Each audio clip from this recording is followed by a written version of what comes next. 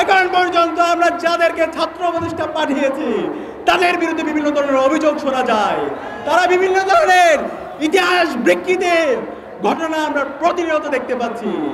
আমরা এক বছর পরে বলতে চাই, আপনারা যদি শহীদদের ইতিহাস বিকৃত করেন, জুলাইয়ের যে চেতনা, জুলাইয়ের যে আকাঙ্ক্ষা সেটা ধারণা করেন, বাংলাদেশে খুনি হাসিনার যে পরিণতি হয়েছিল, ফ্যাসিস্টদের যে পরিণতি হয়েছিল, তার চাইতে খারাপ পরিণতি আপনাদের হবে।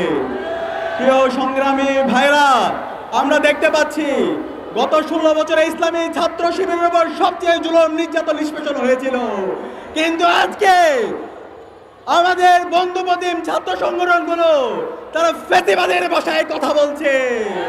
তারা ইসলামী ছাত্র শিবিরের উপর যে জুলুম নির্যাতন হয়েছে সেই জুলুম নির্যাতনের বিরুদ্ধে কথা বলে তারা ছাত্রলীগকে দায় মুক্তি দেওয়ার চেষ্টা করছে।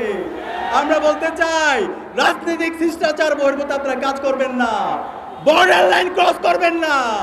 ছাত্র শিবিরকে যদি আপনারা অপহরণ করতে চান, ডিমোরালাইজ করতে চান, বাংলাদেশে ছাত্রলীগ আওয়ামী লীগের যে পরিণত হয়েছিল, তারা যেভাবে দিল্লি পালাইছে, আপনারা সে পালানোর সুযোগ পাবেন না। আমি আপনাদেরকে অনুরোধ করব, বাংলাদেশের স্বাধীনতা, সার্বভৌমত্ব, অখণ্ডতার প্রশ্নে জুলাইয়ের শহীদদের আকাঙ্ক্ষার আলোকে নতুন বাংলাদেশ বিনির্মাণ করার জন্য ঐক্যবদ্ধভাবে লড়াই চালিয়ে যাওয়ার জন্য আমাদেরকে আরেকটি অনিবার্য বিপ্লব লাগবে। সেই বিপ্লব হবে ইনসাফের বিপ্লব, ইনশাআল্লাহ। গত 1 বছর ধরে আমরা যাদেরকে সরকারে বসিয়েছি, শহীদদের রক্তের উপর যারা সরকারে বসেছে, তারা জুলাইয়ের চেতনাকে ধারণ না করে তারা ফ্যাসিবাদীদের ভাষায় কথা বলছে। আমরা দেখতে পাচ্ছি 1 বছরে তারা এখন পর্যন্ত আমাদের শহীদদের তালিকা প্রকাশ করতে পারেনি। এখন পর্যন্ত আমাদের গাজীরা সুস্থভাবে তারা ট্রিটমেন্ট পাচ্ছে না। টাকার অভাবে রাস্তায় রাস্তায় ঘুরতে হচ্ছে, তাদেরকে বিভিন্নভাবে লাল ফিতার দূরত্ব দেখানো হচ্ছে।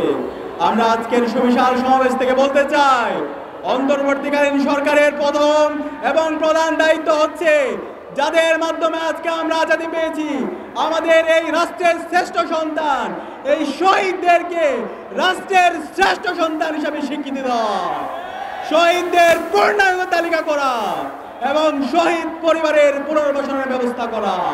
এর পাশাপাশি যত গাজী আছে, এখনো হাসপাতালে যারা কাতরাচ্ছে, তাদের যথাযথ ট্রিটমেন্টের ব্যবস্থা করা। দ্বিতীয়ত আমাদের দাবি ছিল, গত 16 বছরে খুনি হাসিনা যে কারণে খুনি হয়েছিল, যে কারণে ফ্যাসিস্ট হয়েছিল, ফ্যাসিবাদের সকল উপাদানগুলোকে এই স্বাধীন বাংলাদেশের সমূলে উৎপাদন করা হবে। কিন্তু আমরা 1 বছর পরেও দেখতে পাচ্ছি এখনো ফ্যাসিবাদের উপাদানগুলো রাষ্ট্রের প্রত্যেকটি প্রতিষ্ঠানে থেকে গেছে। যে পুলিশ হেলিকপ্টার থেকে আমার ভাই এবং বোনকে গুলি করে শহীদ করেছে, আমাদের 2000 ভাই বোনকে শহীদ করেছে, 40,000 ভাই বোনকে গাজী করেছে, এখন পর্যন্ত সেই পুলিশ সংস্কার হয় নাই, এখন পর্যন্ত মিডিয়া সংস্কার হয় নাই।